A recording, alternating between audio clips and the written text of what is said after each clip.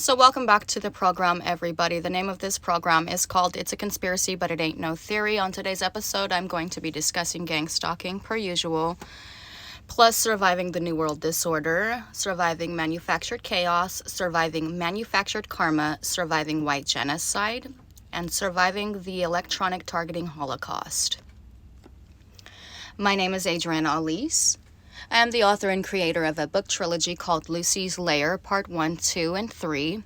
Lucy's Lair is a book trilogy reflecting my life as a survivor of rape culture, child sex trafficking, and psychological gas chambers. On this program, I advocate for women's rights, basic human rights, and the rights of those disabled. I also advocate on behalf of the foster children in the CPS system, orphans, single mothers, foster mothers, and those less fortunate. This program is a dedication to the targeted individual community.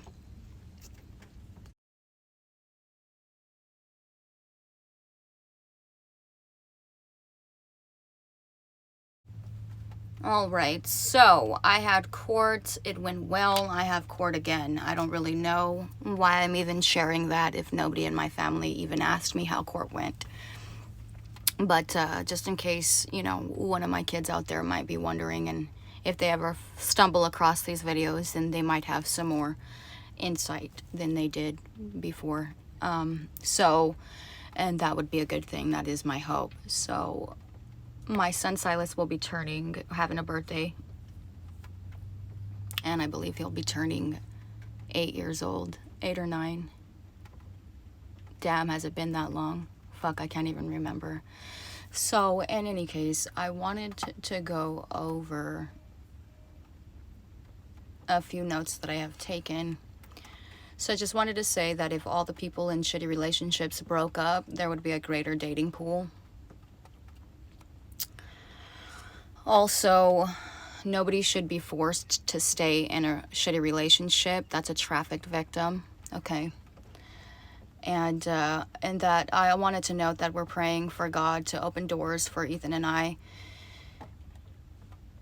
And if you guys could just keep us in your prayers as well, because the counter culture is attacking my family like nobody's business, and it doesn't want me to have support of any kind.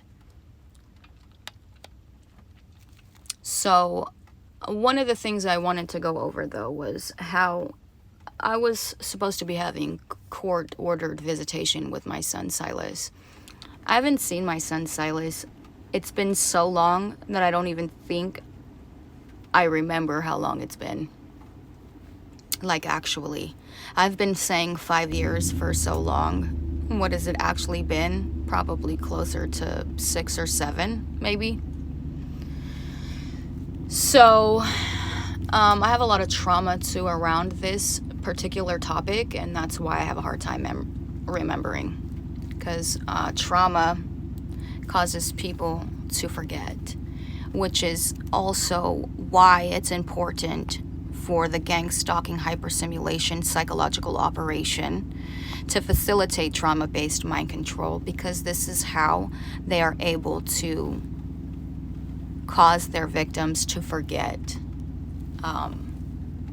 what actually happened to them. In a lot of ways, you can even kind of compare it to a neuralizer that you see, or what is it, a neuralizer? I think it's a neuralizer. You guys, excuse me, I'm a little tired. I just became a grandmother for the first time, and I've been pretty tired ever since. But I believe it's a neuralizer. On Men in Black, I believe that's what they call that little device that causes people to forget that they had an experience with an alien. All right. I think it's called a neuralizer.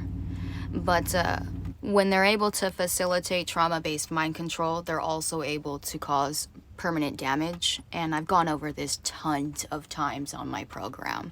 How lying damages the amygdala, and how psychological operations do a number of damage on the brain, on the psyche, and more specifically on the nervous system, though. So these people are actually not crazy, and it's not to say that mental illness doesn't exist, but when you've seen behind the master's curtain, so to speak. You see the Wizard of Oz and what all it takes to manufacture mental illness. It's really, really, really simple. It's not that hard at all. And they've got it down to a science, which is why these counterculture vultures are able to facilitate the things that they do successfully, because they're experts at it, quite literally. It's what they get paid to do. And so, you know, I'm almost tired of talking about it at this point, but I know I have to keep going because I can't give up. This is what I've been called to do, so it is what it is. But there are days where I definitely would rather just have a regular life than be doing this, you know. I'd rather just go back into the matrix and be totally invisible than be doing what I'm doing right now, because what's the alternative? I'm going to have brain damage like I do, and if it continues, I'll have like premature Alzheimer's, like in my 30s, way before it should have ever even began, which is kind of the whole purpose of the trauma-based mind control.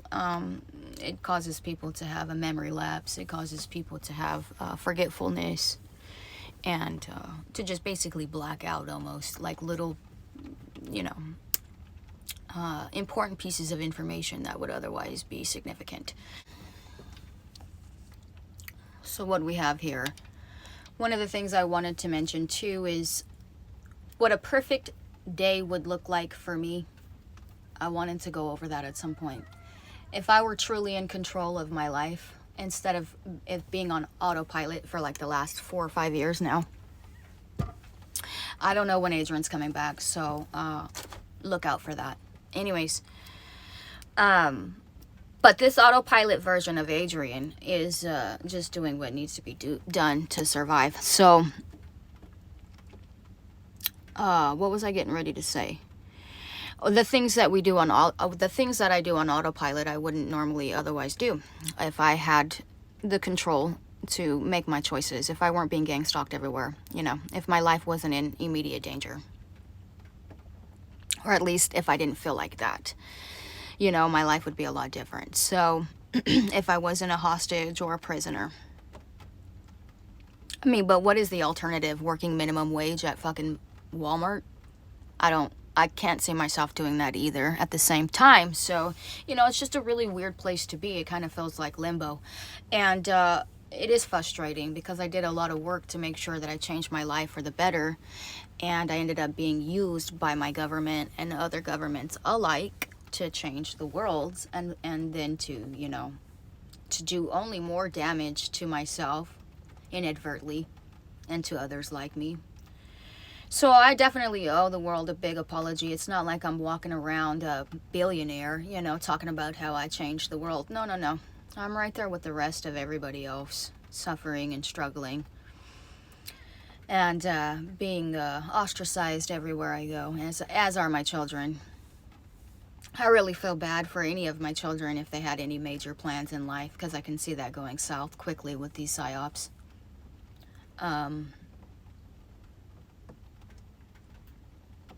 So that's kind of more or less the idea with these psychological operations, is through the means of facilitating trauma-based mind control, they can force oppression or force people into oppressed populations, and then keep those people segregated by isolating and alienating them with rumor campaigns and smear campaigns, etc. You all seen what they did with Karen. They ruined her reputation.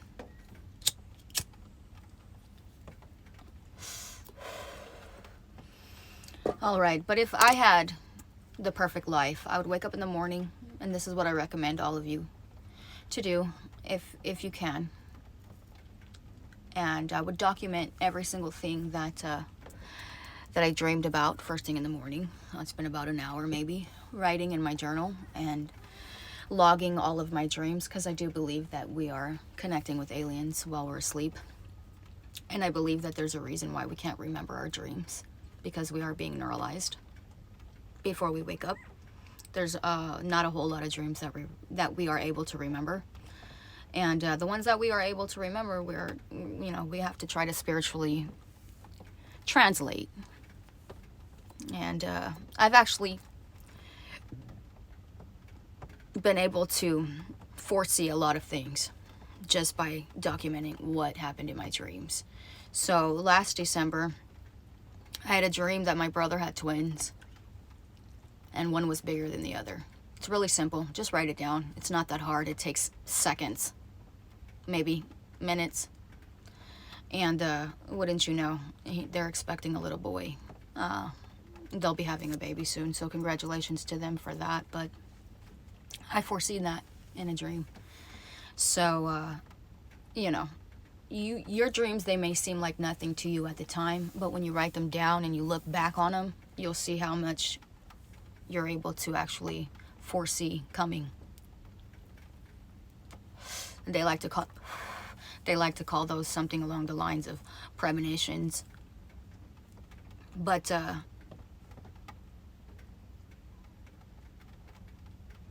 that would be what I would do if I had my life the way that I wanted it to be. If I wasn't waking up to noise harassment campaigns and all this fuck shit every single day. Which, like I said, the trauma-based mind control is needed on their end, because that's how they're able to cause us to be forgetful. That's how they're able to basically neuralize us. And so, anyways, totally off the rails there, but bear with me. So I wanted to go over a little bit about Silas since his birthday's coming up. And since it's been so long since I've seen him. It's really weird because there are people in my family that are spiteful and jealous. They have personality disorders, and they're trying to get to my son before I even have a chance to get to him. And it's just really disgusting because they all have this child trafficking nature about them when they do this. The last time that Jason brought Silas to my cousin Renee's house, the first and only time that anybody tried to be a moderator for my visitation, she allowed Jason to come inside and to stay inside, and I had a restraining order against Jason, so I wasn't able to go inside. So I eventually got so uncomfortable that I just left. So they all got to visit, and I was sitting outside in the car with Ethan, and we actually just ended up leaving. We never got a chance to see him, which is just how it goes. When you're a truth teller like myself, and you come out about some of the travesties that have happened and the family scandals that have happened, there's always going to be retaliation.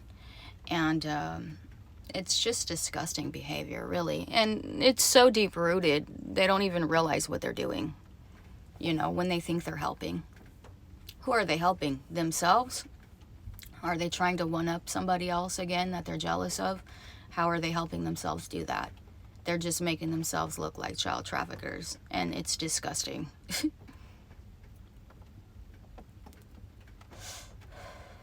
So, if you didn't know already, I'm going to go ahead for the record. I'm going to go ahead and share this. Jason is a nephew to the chief of police in Marysville. He's retired now, but he's a has-been. So, but that wouldn't matter. It doesn't make one bit of difference. When they get into trouble, what they're able to do is they're able to use their family ties to the justice and to the legal systems to leverage control and to gain custody and to gain power, to gain control of the child, which is really just using the system to traffic children. Now,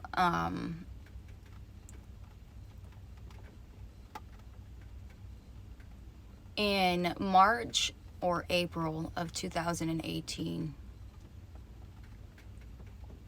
I was raped 3 times in a month by Jason, and I reported it to the police. And I got nowhere with my reports, which is why I'm doing the program too as well now. And instead of getting custody of my child and having a restraining order and potentially even getting victim of crime for being a victim of a crime, I actually was shit on and then gang stalked. I've been gang stalked ever since. So I don't think that I was being gang stalked heavily before COVID, but for sure it definitely increased after and during COVID.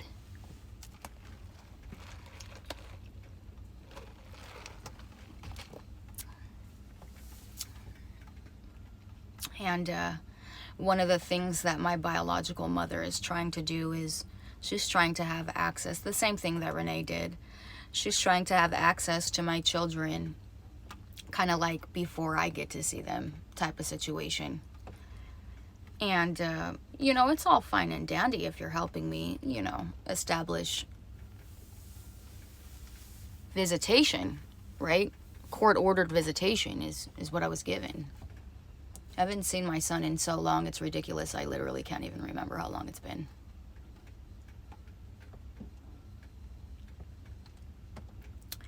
And all of this is done out of jealousy. All of this is done out of spite. All of this is done because people are so insecure. Their insecurities become a personality disorder. And their scapegoating ritual becomes a coping mechanism. So all of these, so basically what I'm saying is they pacify this as culture. And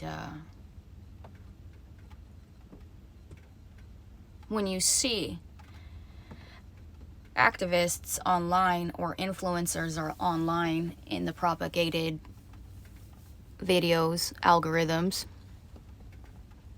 that belong to this crime syndicate, like Candace Owens, like Ben Shapiro, which, by the way, Ben Shapiro tries to sell a fucking VPN. VPNs don't work, sweetheart. There's no way you're going to hide any of your nefarious activities on your device. We're all being exploited. The devices are collecting data on everybody. That includes everything that you're trying to delete. And I know this because I've installed a firewall on my device, and none of the apps were, I wasn't able to even access Google while the firewall was on my device. So I paid a bunch of money. I put a firewall on my device, and then once it was there, because of the botnet crime syndicate, I was basically not able to use my device at all until I took the firewall off. Once I deleted the app with the VPN, with the firewall from my device, then my device became functional again. So, Ben Shapiro selling a VPN, it's just fucking comical. I mean, how stupid does he think we are? Really? Really? Come on. God damn it. I mean, really?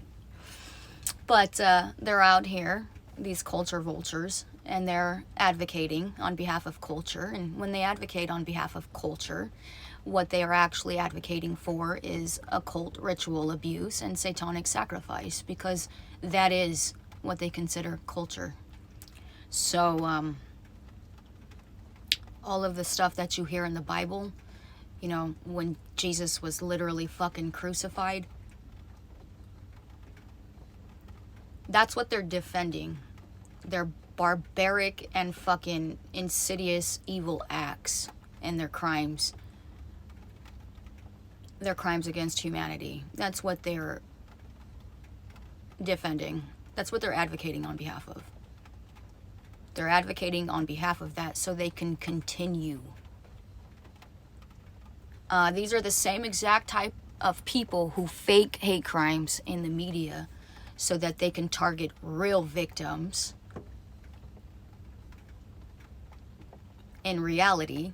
And the war that you see in the mainstream media is a parody of the real thing. The real people they're victimizing in reality, on planet Earth, okay? I've talked about this tons of times. They're trying to facilitate an interplanetary war, and a lot of people like to call this spiritual warfare. But believe it or not, spiritual warfare is also manufactured. It's all fake. It's all synthetic. All of it. And when you open the portal for God, you're actually opening the portal to all of it. So it makes sense to me, energetically, why so many people, choose to be atheists or agnostic, because they don't agree. They're at odds with society. And I don't blame them. So anyways, they're not really doing anything to help me have visitation with my child. And if that was the case, you would see that I would be having visitation, right? And now Jason and Silas live in Texas, so it's not an easy task for me to get a visit with them now that they've made it nearly impossible. It's not very easy. And the only person I have in mind to be a mediator that I trust is Ethan. That's the only person that I trust. Yes, I said what I said. Even after he attacked me and everything, I still trust him. That's my son. It's always going to be my son. I love him for who he is, and I wish I could do better by both of them, by all three of them. That's the truth. The only thing that I miss is the time that I should have been spending with my children, that I was out here on this battlefield, this spiritual battlefield, fighting these fucking demons. So anyways, the scapegoat in the family is deprived of everything. They're blamed for every problem that the family has. And the only thing that the family hates more than an abuser, I heard somebody on YouTube say this. I don't remember what his name is, so forgive me for that, but I am repeating and I am paraphrasing. So the only thing in a family unit that the family hates more than an abuser is a truth teller. And so, the reason why they're so hateful towards me is almost as a retaliation, like for speaking out about the crimes that I endured as a child and that I continue to endure as an adult. And for those of you younger adult that may be listening, nowadays misgendering somebody is considered a hate crime. If you call me a he, you're a hater. You're a terrorist. It's that simple. And one thing that these kids need to understand is, if it's that easy for them to switch it up on us now, how much easier is it going to be for them to switch it up on you later? Because it's only getting easier. And social media was created so that they could facilitate these psychological operations, and it's basically trafficking. At the end of the day, we got slavery. That's what it is. You got somebody who changed the world who didn't make a fucking single dollar doing it. That's slavery. And I don't brag about it. I'm not bragging about it. I'm only saying it because it's true. Fuck.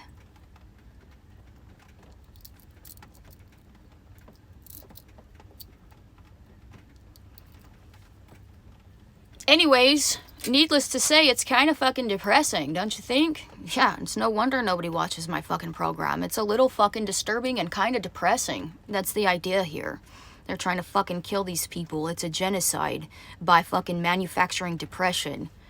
Trying to get these people to commit suicide by taking everything they fucking love away slowly and over time. And then by fucking maliciously harassing targets everywhere they go. Okay, but you're still ugly. Okay, but you're still fat. Okay, but you're still fucking never gonna be half of what I am right now, old bitch ass.